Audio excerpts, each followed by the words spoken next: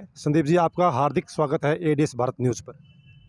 बहुत बहुत धन्यवाद कि एडीएस भारत ने मेरे को इस लायक समझा कि मैं जनता की आवाज़ उठा सकूं और जनप्रतिनिधि बन करके आने वाले चुनाव में यदि वार्ड 16 की जनता, इन सभी तमाम गांव की जनता यदि मुझे आशीर्वाद देती है और मैं जिला पार्षद बनता हूं, तो ये मेरा सौभाग्य होगा और जनता के लिए मैं कुछ नया करने की कोशिश करूंगा। संदीप जी, आप मैदान में अभी आए हैं, आपसे पहले बहुत उम्मीदवार मैदान में कूद चुके हैं और वो मेहनत भी कर रहे हैं, तो आप अपने को कहाँ खड़ा पाते हैं अभी? देखिए, मैं आपकी इस बात को विराम दूँगा कि आप कह रहे हैं आप अभी आए हैं। जनप्रतिनिधि कभी भी मैदान में नया नहीं आता। वो निरंतर सेवा भाव से अपना कार्य करता रहता है। जनता जब उसको उचित समय आता है, उचित समझती है कि आपको अब एक पोस्टर होर्डिंग लगाने चाहिए, वो तो विषय ही अलग है। हम तो निरंतर सेवा में लगे रहे हैं और भारतीय जनता पार्टी का कोई भी कार्यकर्ता तमाम अपनी सेवा में लगा रहता है और मैं तो ये चुनाव जो है ये किसी पार्टी विशेष के चुनाव की तरह नहीं लड़ना चाहता। मैं तो इस चुनाव को भाईचारे के चुनाव के तौर पे लड़ना चाहता हूँ, क्यों गांव गुआंढ के ये सारे अड़ोस पड़ोस के गांव हैं, गुआंढ है, हमारा सारा भाईचारा है। तो इस भाईचारे में मैं भाईचारे की तरह चुनाव ये लड़ना चाहता हूँ और यदि सब भाई चाचे ताऊ मेरे आशीर्वाद देंगे तो मैं इस हल्के की या इस वार्ड की कायाकल्प करने में मैं सक्षम हूँ, ऐसा मैं समझता हूँ। तो आपने अभी प्रचार कर रहे हो, घूम रहे हो, तो मुख्य समस्या आपको क्या नज़र आती है इस वार्ड के अंदर? देखो, इस वार्ड के अंदर मुख्य समस्याएं तो ज़्यादातर आप ध्यान देंगे तो लगभग समस्याएं तो नरेंद्र मोदी की सरकार बनने के बाद में और मनोहर लाल की सरकार में माननीय रणबीर गंगवा जी लगभग इन समस्याओं का निदान करने में लगे हुए हैं, क्योंकि हमारे डिप्टी स्पीकर जी बहुत ही सक्षम, उच्च शिक्षित, उन्होंने लगभग समस्याओं का निदान कर दिया। मगर फिर भी कोई छोटी-मोटी समस्याएँ जो उन तक नहीं पहुँच पाती, उनको माननीय विधायक जी तक, माननीय प्रशासन तक, डीसी महोदय तक, या ज़रूरत पड़ी तो मैं चंडीगढ़ भी जा कर के संबंधित विभाग के मंत्री या संबंधित विभाग के अधिकारियों को खुद अवगत करवा करके और उन्हें जीतने के बाद धरातल पर लेकर के आके, समस्या तक लेकर के आके, समस्या दिखा करके और उसका एहसास करवा के उसका निदान करवाने की कोशिश करूँगा। नहीं, ये आपकी बहुत अच्छी सोच है, लेकिन आप फ़ोकस कर रहे हैं सिर्फ़ बीजेपी पार्टी पर, क्योंकि आप बीजेपी पार्टी के नज़दीक माने जाते हैं। तो क्या दूसरी पार्टियों के जो कार्यकर्ता हैं, लोग हैं या वोटर हैं, वो आपको वोट दे पाएँगे फिर इस बार? देखो, मैंने आपको एक बात बताई, हम अच्छे लोगों के समर्थक हैं। एक सिर्फ़ ये चुनाव इसमें पार्टी का नहीं है, लोग इसमें अच्छा आदमी व्यक्ति देखते हैं, वो चाहे किसी भी पार्टी से हो।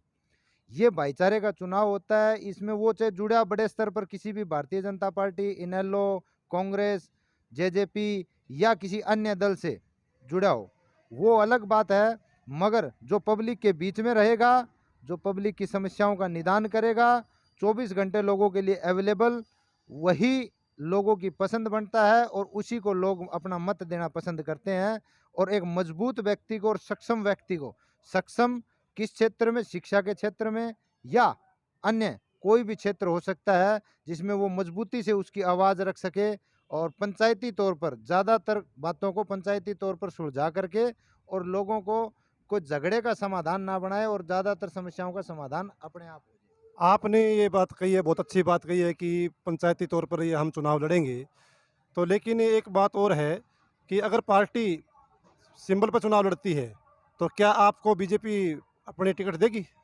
देखो, इस बारे में मैंने विचार ही नहीं किया, भाई पार्टी टिकट देगी नहीं देगी। हम तो जनता की सेवा करने के लिए आए थे और मेरे माँ बाप पिछले 40-45 साल से सक्रियता से, मेरे पिताजी 5 भाई हैं लगभग, वो लगभग इन गाँव में, क्यों गांव गुआंढ में, पंचायतों में भी जाते रहते रहते हैं।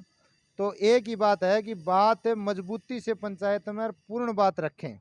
आप पढ़े लिखे उम्मीदवार हैं, माना जाता है कि आपने अच्छी एजुकेशन हासिल की है, तो आपने उस क्षेत्र को छोड़ के तो आपने ये समाज सेवा का क्षेत्र या राजनीति में आप कूदे हो, तो उसपे आप में क्या फ़र्क महसूस करोगे? क्योंकि अभी तक जहाँ तक मैं समझता हूँ, माननीय प्रोफेसर संपत सिंह जी मेरे ख्याल में सबसे उच्च शिक्षित विधायक यहाँ के बने थे। उनके बाद में उतने शिक्षित कोई भी विधायक अभी तक यहाँ का नहीं बन पाया था, जो इस क्षेत्र की आवाज़ें उठा सके। मगर फिर भी लगभग समस्याओं को उठाने में रणबीर गंगवा जी सक्षम हैं, मगर छोटी समस्याएं जो धरातल की उन तक नहीं पहुंच पाती, उन समस्याओं को मैं मेरे उच्च शिक्षित होने का, एमटेक कंप्यूटर साइंस होने का फ़ायदा, ताकि लोगों को डिजिटली भी दे सकूं, लोगों को जो सरकार की नीतियां हैं, जन कल्याणकारी नीतियां हैं, चाहे मैं ये नहीं समझता कि भारतीय जनता पार्टी ही सिर्फ एक जन कल्याणकारी नीतियां चलाती है। तमाम पार्टियां जो भी अच्छी नीतियां या प्रशासनिक स्तर पर कोई अच्छा कार्य हो रहा हो, लोगों को किसी प्रकार की लोन की सुविधा हो या तमाम तरह की सुविधाओं को मैं उन तक डिजिटल माध्यम से पहुंचाने की कोशिश करूंगा।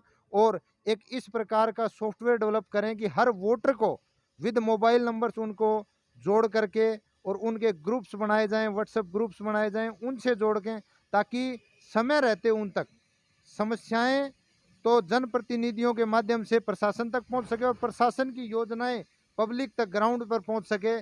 समय रहते सरकारें योजनाएं चला देती है, उनकी कमी लूप होल कहाँ रहते हैं कि वो समय रहते योजना नहीं पहुंचती और 3 महीने बाद 4 महीने बाद जब योजना पहुंचती है, इतनी योजना तो खत्म हो चुकी होती है और पब्लिक वहां तक अप्रोच करती है। तो ये इस गैप को मैं ख़त्म करने की। आपका कहने का मतलब ये है कि जो योजनाएँ वहाँ से सरकार की तरफ से चलती हैं, वो सही तरीके से लागू नहीं हो पाती शिक्षा के अभाव में या काम की प्रयास के अभाव में। आप प्रयास पूरा करेंगे। हाँ जी। तो ये आप ये बताएँ, आप इस वार्ड के अंदर बहुत से उम्मीदवार खड़े हैं, आपके गाँव गंगवा में भी 4-5 उम्मीदवार हो गए हैं। तो आप अपने मुकाबले में सबसे ज़्यादा किसको मानते हैं? देखिए, मैं तो मेरे मुकाबले में मानता हूँ पब्लिक की समस्याओं को। मैं पब्लिक की समस्याओं का कितना निदान कर सकता हूँ। और ये जो चुनाव है, ये तो एक मेले जैसा काम है। मेले में जितनी दुकानें लगती है उतनी रौनक बढ़ेगी। और मैं तो चाहता हूँ कि मेरे कंपटीशन में समस्याएं आए, मैं जनप्रतिनिधि कोई भी आए अच्छा काम करे भाई, और दुकानें लगाओ। ये तो इसमें ज़्यादा है, जितने ज़्यादा व्यक्ति चुनाव में कूदेंगे उतनी पब्लिक की समस्याओं को उठा पाएंगे अच्छे से। और जितनी ज़्यादा समस्याएं उठेंगी उनमें से लगभग मेरे ख्याल में प्रशासन मजबूर हो जाएगा उनको समाधान करने पर। और सरकार की कोशिशें यही है। एक बात मैं आपको ये भी बताना चाहूँगा, जो आपने शुरू में प्रश्न पूछा था कि मुख्य समस्याएं देखिए, मुख्य समस्याएं एक जल की है। चाहे वो जल निकासी की हो, चाहे वो पीने का जल हो। चाहे किसी के पास पीने का जल पहुंच रहा है तो वो आज के दिन कंटेमिनेटेड जल पहुंच रहा है, कहीं भी हो।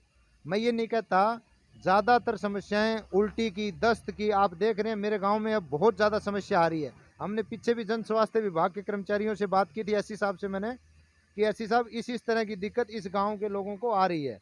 और यही बात टोकस पातन में थी, मैं गया जब उन लोगों ने बताया मेरे को। और शहर ढाणियों में लोग रह रहे हैं, तो हमने एक योजना इस विषय पर, हमारी पिछले 6-7 साल से माननीय मुख्यमंत्री जी से भी मेरी बात हुई थी कि आप इस पर एक योजना तैयार करें। तो उन्होंने बहुत ही मतलब कम समय में ये योजना तैयार की कि हर घर के अंदर जो जल जाएगा वो नल के माध्यम से जाए, चाहे वो ढाणी हो, हर ढाणी में पानी, ये हमारी सरकार की योजना। और हर टेल पर पानी। तो आप ये बताएँ कि आप सरकार से काम करवाने में सक्षम हैं और आप करवा भी रहे हैं। एक मुख्य समस्या ये है कि गाँव केमरी में भी हमने सुना है कि वहाँ पानी की बड़ी जल निकासी की समस्या बहुत गंभीर है। दूसरा, गंगवा और केमरी में कोई दूरी नहीं है, लेकिन ये एक लिंक रोड है और वो कई सालों से टूटा हुआ है और आज तक सरकार का ध्यान उसी तरफ नहीं गया बिल्कुल भी। उस बारे में क्या आपने कोई प्रयास किया है? 2016 में भी ये हमारे सामने ये शिकायत आई थी। और शिकायत क्या आई, ये तो मेरा गांव है कैमरी, मेरा यूँ सोच लो वहाँ हम खेलने हैं, चाहे क्रिकेट खेलने जाया करते, चाहे कबड्डी खेलने जाया करते। इन गाँव में क्या है, बेसिकली आपस में जुड़ाव। और कैमरी गांव का ज़्यादातर तो निकाल ही गंगवा की तरफ है। तो उस निकाल का जो मुख्य समाधान हमने मुख्यमंत्री जी के सामने 8 नवंबर 2016 की जो चौधरीवास में मुख्यमंत्री की विकास रैली थी, तो हल्के की विकास रैली में ये हम घोषणा करवा पाए थे, ये हम हमारी सफलता समझ रहे हैं। तो उस घोषणा के बावजूद भी इस पर काम क्यों नहीं हो पाया, क्योंकि डैमेज लाइबिलिटी के अंडर में ये आता था। उस दौरान उन्होंने इसको टेंडर दोबारा ना करने की बजाय ठेकेदार की ड्यूटी लगाई भी इनके पैचेज लगाए जाएं। मगर 3 साल का समय अब पूर्ण हो चुका है और अब चीफ साहब ने, चीफ इंजीनियर जी ने इसका आदेश कर दिए हैं और ये जल्द से जल्द इसका टेंडर होकर के और ये नया रास्ता आपको देखने को मिलेगा। माननीय रणबीर गंगवा जी भी इस काम के लिए प्रयासरत हैं। ये थे हमारे साथ भाई संदीप गंगवा जी, जो अपने मेडिकल भी स्टोर भी चलाते हैं गांव के बस स्टैंड पर भी।